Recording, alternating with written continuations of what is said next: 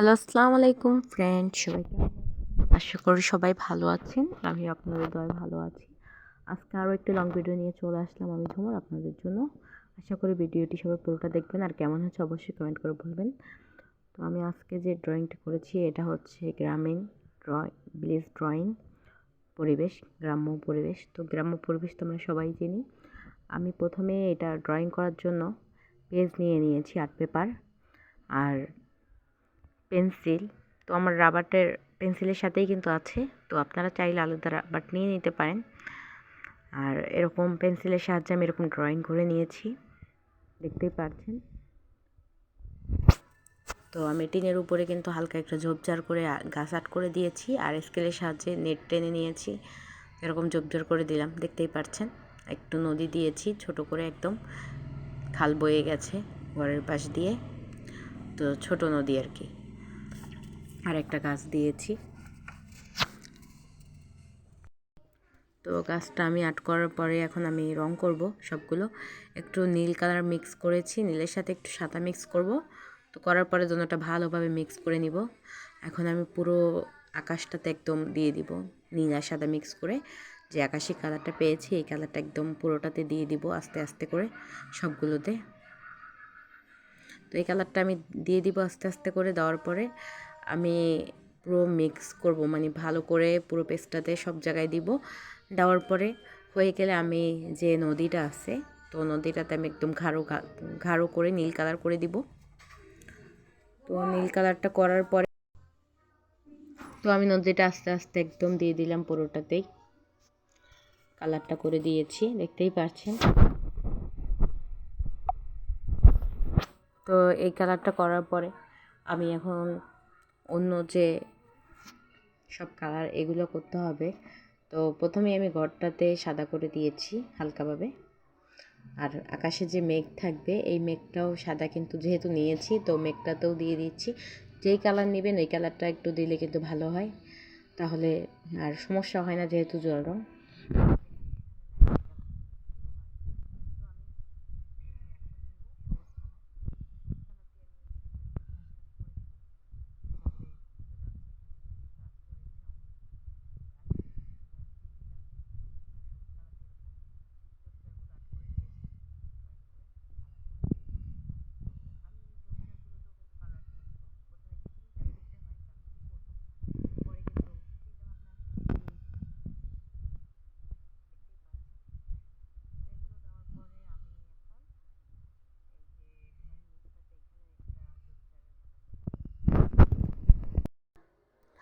তো আমার এগুলো শেষ করার পরে আমি ভাবলাম মাঝখানের জায়গাটা তো খালি কেমন লাগছে, তো এখানে আমি টিয়া কালারটা করে দিচ্ছি।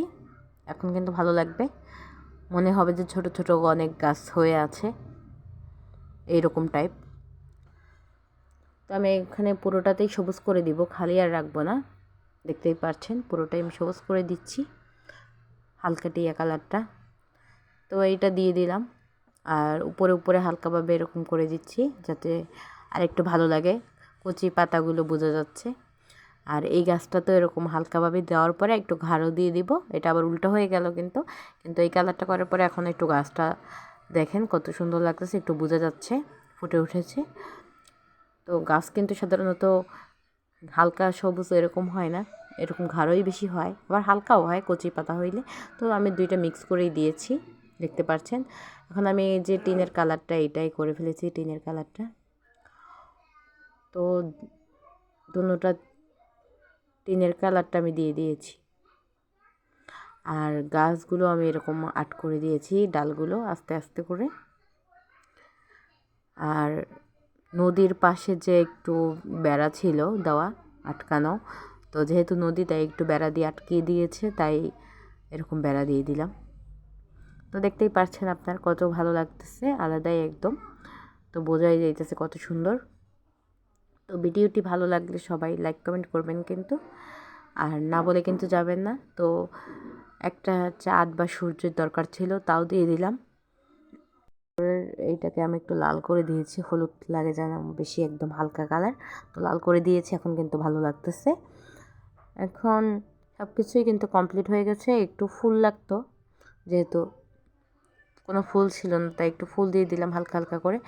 আর জানালা লাগবে, দরজার জানালা, তো একটা দরজা দিয়ে দিলাম।